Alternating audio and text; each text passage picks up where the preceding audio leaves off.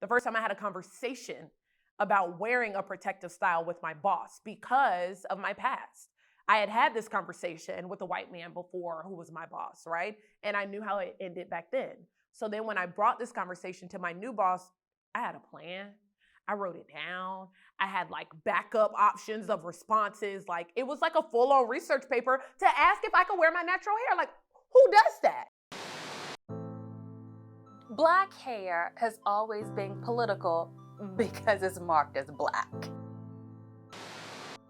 Anything that is marked as black within a society that is built on Eurocentric ideals, especially in terms of beauty, is going to be marked as other. And one of the ways in which black hair has been politicized, or even, dare I say, policed, is to show your degree to assimilating to white or Eurocentric ideas. And so hair has been one of those markers. Are you going to stay or be natural, or are you going to be relaxed? The most popular one is the hair type that was created by a gentleman, actual hairstylist. And so it starts with type 2, then there's type 3, there's type 4. When you break that down, it depends on like the coil of your hair. It could be straight, it could be wavy, it could be kinky, it could be curly. From that started years ago. Some people discriminate against women that may have type 4 hair, or they'll discriminate against women that may have type 3 hair.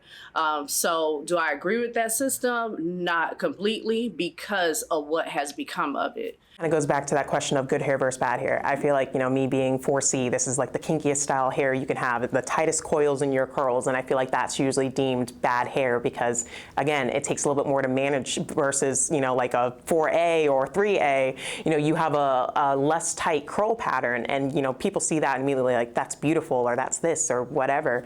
And I know some people who have those textures, they often get asked, are you mixed with something? And that brings up a whole other can of worms where it's like, oh, if you have good hair, you can't just be black. And that could probably date back to slavery and European standards. If you did not have straight hair, if you were not fair skinned, you were treated differently. So good hair, bad hair, it's a term that actually needs to be erased, because what's the definition of bad hair?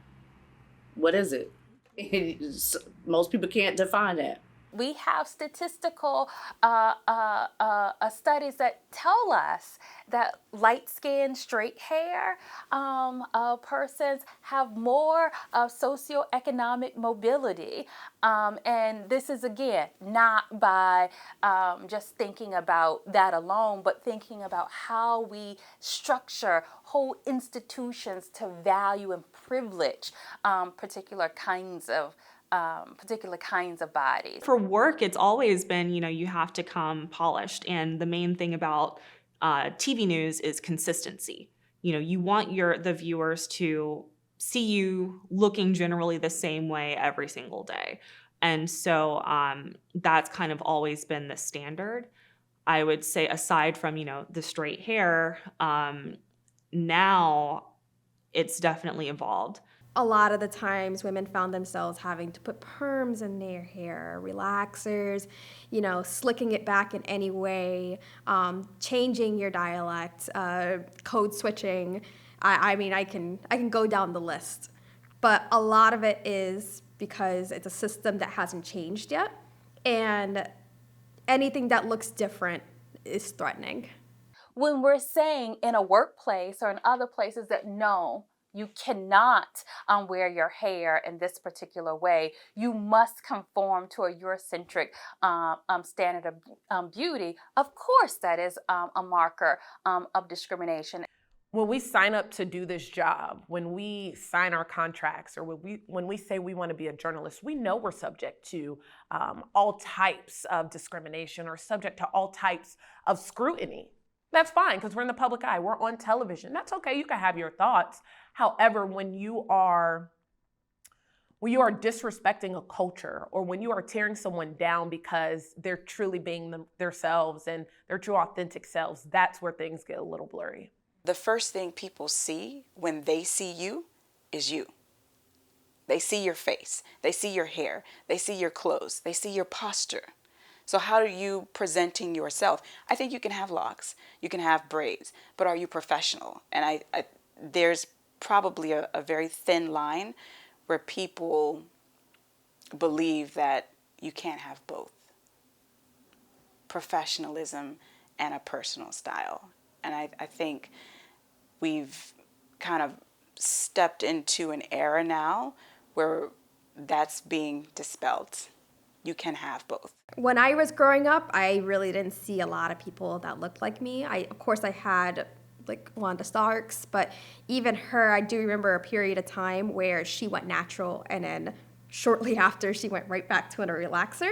And I didn't know until later on in my life that it was because they actually had people complaining, viewers and everything else.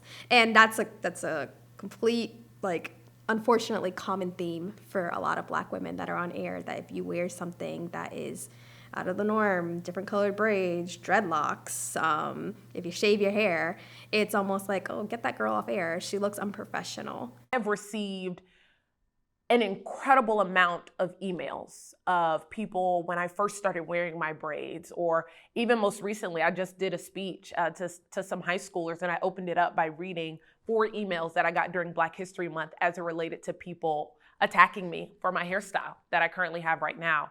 And people calling my hair ugly, people saying my hair makes me unprofessional, and all of these other stigmas that come with, one, already being a Black woman on television, but then being a Black woman where my hair might be a little out of place. It might be a little too curly. It might be nappy, so to speak, that someone might view it that way. And it's terrible. I used to just be so concerned about, okay, well, if I'm doing braids this week and then I switch something else, like, are people going to call me out? Are they going to be like, oh, that's not your hair? Are they going to, ask 20,000 questions? Because the questions get uncomfortable. It is like when you're when you're in the space of being other in your classrooms and in your friend groups, that the questions kind of deter you from doing what you want to do. But the older I got, I'm like, no, this is how I want to wear my hair. This is what looks good on me. This is a protective style for me. This is, X, Y, and Z.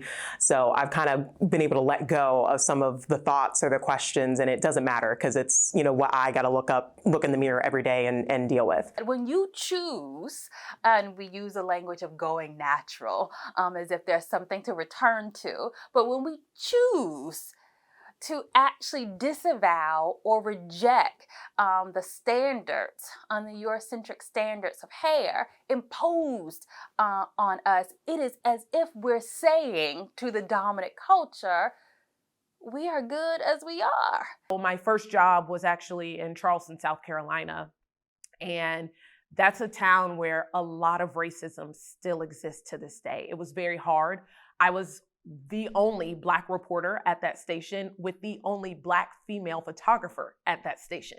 So as a duo and us showing up to certain places, we've gotten kicked out. We've been called the N-words before. Like, I have seen some really dark things while working in Charleston. Not to mention, my previous boss did not allow me to wear my hair in a natural style, in a protective style. I asked countless times to wear braids. I asked countless times to wear my natural hair, and it was always a no, no, no. Your reel, which a reel is something that, we put out in order to get the job, has you in a straight bob, so you will wear a straight bob. That's what I was told. So for a year and a half, I not only had to damage my hair through heat, I also had to only allow it to be braided up and underneath all of these wigs and sew-ins and all of these things. I damaged my hair for a year and a half because I was not allowed to truly be myself or allowed to wear my natural hair or protective style. So it hurt. But I knew walking into my next job that would be something that would be mandatory. If you can't accept me for me, I don't want to work here. When I went from having super long straight hair to shaving my head, I still noticed the difference on how my coworkers treated me. I was getting a little bit different attitude towards me. So before, I had my hair waist length, it was long, and it was blonde.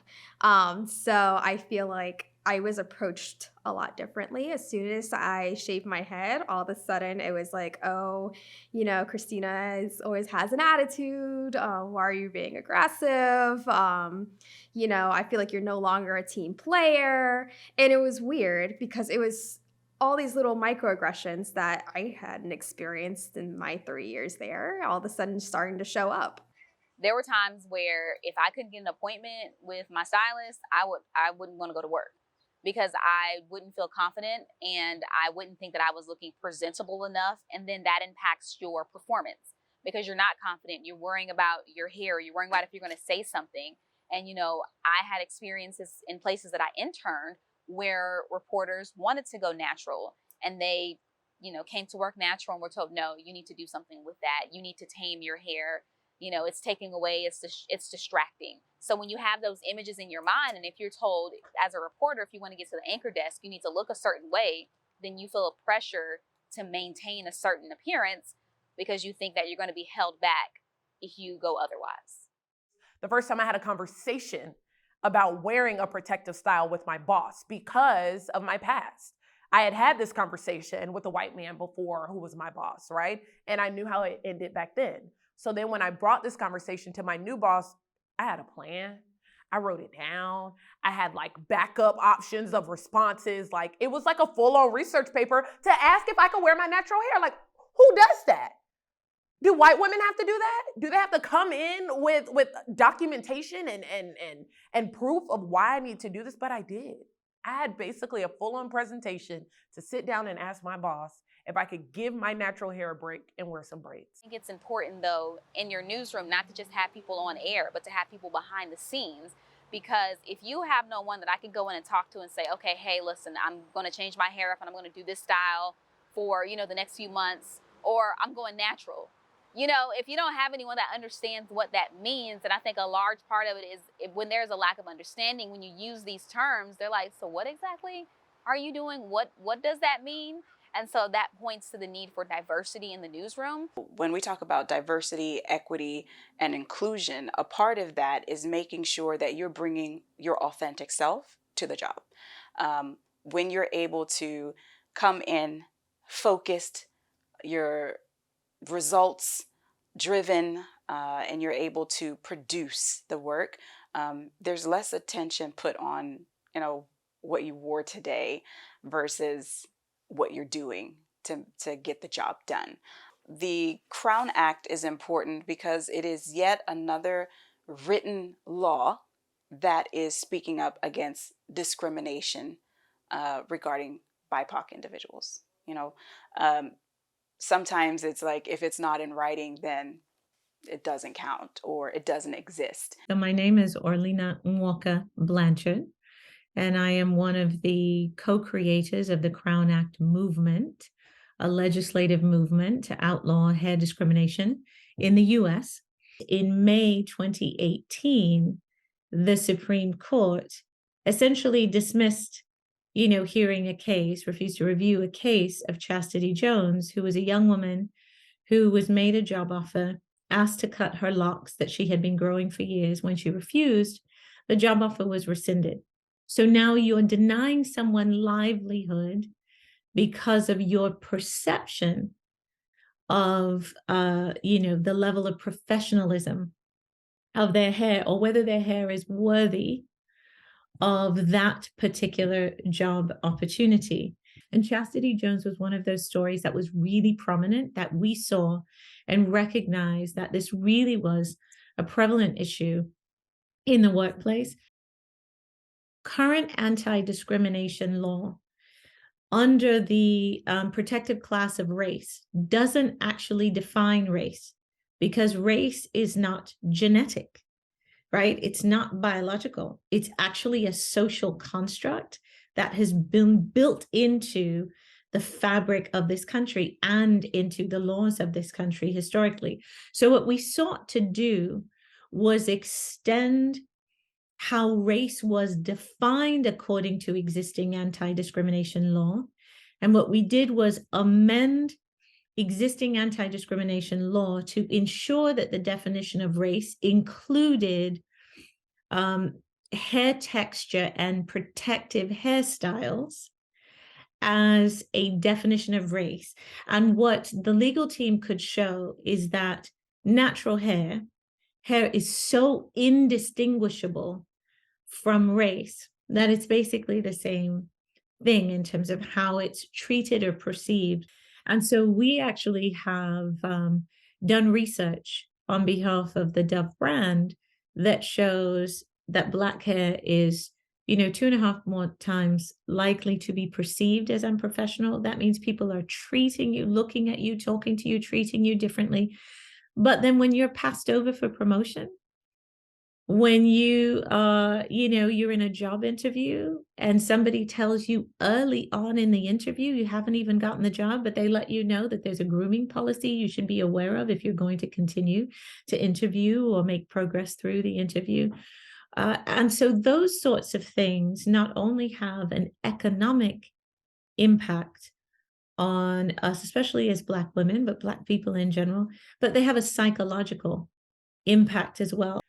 When we say it's hard being Black in America, this is what we mean. And when people say like, oh my gosh, what are you talking about?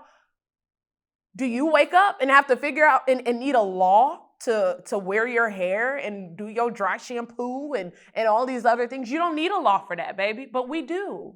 And so I think the Crown Act is one of those things where, one, the fact that we have it within itself says so much. The fact that we need it says so much about where our country is right now. The other thing about laws like the Crown Act is there are some people who are just not aware. And so it's not until they hear it that perhaps strikes some curiosity, they go research it, and then there's this dialogue about, oh, I didn't know this was a thing. Yeah, this is a thing. And there is a group of people who have been struggling and fighting to be able to wear their natural hair in the workplace without discrimination. There's building awareness and making sure people know, but it's also helping people understand what recourse they have, right? And it's recognizing microaggressions when those things become discrimination. It's one thing for somebody to attempt to touch your hair and pet you like an animal. That's unacceptable. That is microaggression. So we all joke about that. Don't touch my hair, but it's not a joke, right? It's not a joke, because what happens is if you can go so far as to touch my hair as if I'm a pet and handle me, then how do I believe that you wouldn't think that much of me or that less of me? Where when you're making decisions about what rooms I should be in, whether my voice is valid or valued, that doesn't have an effect as well. So I think what's really important is making sure that there's training across every workplace for people to be aware, but also understand the things they need to do differently. When we talk about policies and implementing those policies in newsrooms, when you have something like that that lays out very clearly what discrimination is, actions that can and need to be taken, it's empowering to those that have fought for so long to overcome these obstacles. I remember the first time that I walked in, with my hair naturally curly after having worn it straight for years and years and years. And it was an incredibly positive experience for me. Everyone kind of was like, oh my gosh, your hair looks so great. And it was more pressure that I put on myself and me thinking that I didn't know how people were going to react. So yes, I was nervous about that. But I think it was a lesson for me to just know that it's okay, to give yourself some grace. It's going to be okay. And just to not be afraid to embrace, yourself. When I took this job here in Tampa, I knew that I needed to be at a place who accepted Deanne for Deanne in all of her glory. The craziness, the foolery, the authenticity, all of it, right? And I am so blessed to be able to say that I am at a place where I am accepted no matter how I show up at work. Now, granted, yes, within our contract, we have to have a certain kind of level of professionalism and standard as it relates to our look, because our look is a large part of our job, right? However, it's not to say that I can't wear my natural hair. It's not to say that I can't go from braids to a wig or something like that. I have those conversations with my boss. He's very well aware of when I'm trying to switch it up or when I want to switch it up and things like that. And I am grateful to be in a workplace that encourages that. You shouldn't be able to walk into a newsroom or walk into any kind of office and be judged by your hair. You should be judged by your skills and what you're bringing to the table. That's what people should be looking at, should be more focused on, and not your hair. A lot of companies, especially in a newsroom, push for. A lot of newsrooms, they're pushing, they want more people of color because the public is calling for them. We want more representation in the media. We want more people that look like us on air. And a general person of color, we all wear kind of just all kinds of styles. I mean, we have dreads, we have wash and goes, we have crochet, we have braids. Some of us don't have hair at all. And it's so empowering and refreshing to like see somebody who's on air who looks like us, who's on that kind of platform and represented us, and it just makes it feel relatable. I got braids in 2020 for the first time since I was in college, and I just felt so confident and I was so embraced, and I received so many positive messages, and I started doing different things with my hair. And I remember specifically, I just wore some straight back braids, and a grandmother sent a message to the newsroom and was like, my granddaughters watched you on the news last night with your hair, and they were just like, to see a news lady that looks like me, that reflects me sitting at the anchor desk. And it just showed me the importance of representation. Like, people in the community need to see someone that looks like them and see that you can attain these things. Me wearing my natural hair, when I'm anchoring and when I'm reporting now, as a way to show like other little Black girls who are looking at the TV and maybe they see, me and think, okay, my hair is professional. My hair looks good. My hair is pretty too. So when we are thinking about, identity, hair becomes one of the ways, even from thinking about colonialism or when Black women were enslaved, it became a way to tell where you were from. Depending on braids and how you stylize your hair, it could say what ethnic community you came from. It could tell you in terms of rank or status, in terms of your ethnic community and or tribe. It also could signify where you were in terms of age, moving from a particular type. And we have this now, even in African American communities, where you move out of just having pigtails and ponytails to moving toward, maybe I'm getting my hair straightened for the first time. I am Afro-Latino, so I am Puerto Rican and Dominican. So I have a crazy amount of textures going on in my hair. And growing up, God bless my mom, but she did the best she could with the tools she had. And my hair texture was something that she was completely unfamiliar with. So she did what most moms did at that time period in the 90s. They would do the braids, and then when you would get to a certain age, they would go relax it. And I remember when I got the relaxer, and that was the first time I ever had heat in my hair. I remember how much it hurt, how much I didn't like it, the smell. But I think one of the stories that stands out to me the most was when I got my relaxer, my hair went from being in braids that were up to here, and of course, us as Black women, we know shrinkage, to having my hair down to my waist. I remember going to school that next week, and I had a teacher stop me. Mind you, I'm in 4th grade at this time. And she goes, "Excuse me, you can't wear that to school." And I said, "Wear what?" And she goes, "That wig. You can't wear wigs to school." And I said, "It's not a wig, it's my hair." And I remember her running her hands through my hair and saying, "Oh, wow, I didn't know your hair could do that. It's beautiful." And that's still something that sticks with me today. Even like me shaving my head, I still have, sometimes, I'm detangling my hair and I'm like, like that memory just pops right back up. Like I can't run my fingers through my hair. My parents never told me my hair was nappy, but they are like, "Oh, look at this kitchen in the back of your head." It was the kitchen in the back of your head. Look at them gnats and stuff or whatever. It needs to be straightened. So when I was younger, my mom used to like straighten my hair with a straightening comb for like special events, like whether we're going to church or whether we're just going to a special family outing. And I had to sit in the kitchen, I'd sit in the chair, and she'll just kind of like straighten it from the roots down. And it's like now we know this with research and everything and how everything gets today. It's not really healthy putting that much heat on your hair. So what does that do? It causes breakage. It causes like your edges to fall out and things over time. But of course, you don't know that during that time and as a child. And eventually I got a perm because that was what was expected. That was what is accepted. And it was the idea that it made your hair easier to manage. My mom always taught me to take care of my hair. She definitely instilled that importance in me. And so that's definitely something I keep up to this day. I take pride in my hair. She didn't really make any comments about, whether it was good or bad or whatever, but I would get that from other people. I don't think we really talked much about my texture.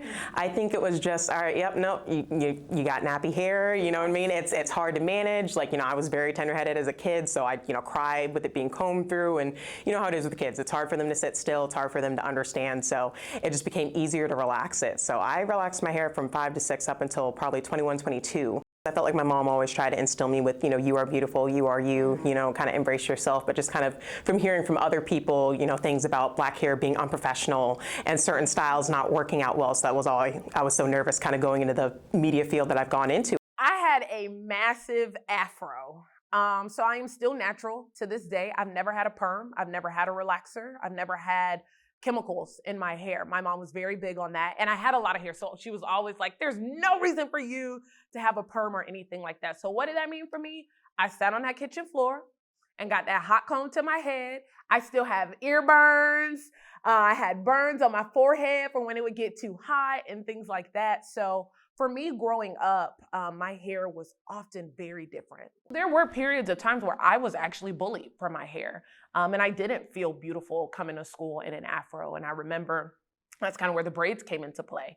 I started wearing braids more often because I didn't want to wear my afro anymore because I was getting picked on. I remember telling my mom that I'm being bullied at school for my hair. My hair did not change. She still made me go to school with my hair because it taught me that this is who you are, Deanne. And those people who are talking about you, well, where are they now?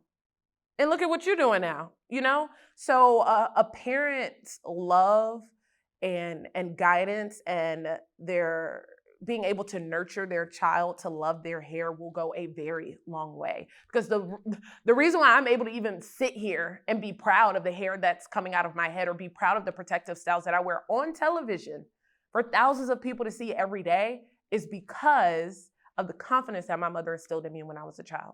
I feel more confident with my hair choices today. I've shaved my head, I've dyed it blonde, I've had braids, I've done a little bit of everything with my hair, and it's no longer gotten to the point where I feel like, okay, if I wear my hair natural, I feel like my authentic self, or if I wear my hair straight, then I fit in more with the Latin community. Now it's more of I'm gonna do whatever makes me happy with my hair. I would say that growing up, my hair identity has changed quite a bit. I used to think that straighter hair, that, those loose curl textures, everything, that was better, that was the standard, that was what, I should aspire my hair to look like. But now I don't think that anymore. I think that my hair is beautiful as it is. For me, it's all about keeping my hair healthy. That's how I would say my hair identity has changed. My hair identity now it's just an extension of me. It's an extension of the confidence that I now wear in my life, in my job, and in instances where I felt like I allowed, quote, my hair to hold me back in the sense of, oh, well, I can't go to work today or I can't do this thing because of my hair. Those things don't exist anymore. I embrace my hair. I'm confident with my hair. I love my hair. And it's something that when I have a child that I want to instill in them. My hair is a representation of me, how I feel in that moment, how I feel at that time. And it could be a wig. It could be my natural hair. It could be my hair pressed, which is long, by the way, because my hair comes down my back. It could be braids. It could be curly braids. It could be straight braids. It could be a bun in braids. I've done that as well. And it honestly just depends on how I feel and how I want to be seen and represented in that moment. So to me, my hair is truly Deanne King. It's whoever she feels like being in that moment. We're not just taking it laying down anymore. We're not, flat ironing our hair or waxing our hair just to make it easier for others. We're like, no, that has been damaging our hair for years. And I have nothing against obviously flat ironing, relaxing your hair. Like, I want every woman to do what it is that's going to be best for them. But the women who felt like they had to be accepted in professional environments, that's where that needs to stop.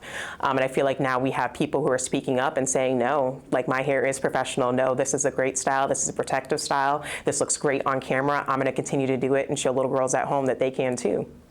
Black women should be able to wear their hair in a beautiful blowout, wear it in Senegalese twist, you can wear it in braids, you can wear your natural afro, however, right? But if it's the hair that grows out of our heads, we need to reprogram ourselves because we've been taught that that's not beautiful.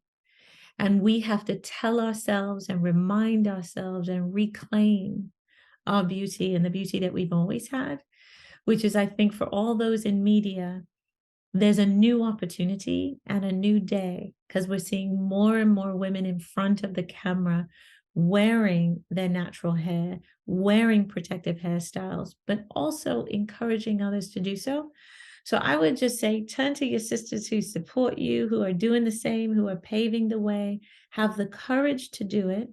And every time you get a little nervous that somebody might say something to you funny, go check out thecrownact.com, go to dove.com/crown. Look at everything that's happening around the movement.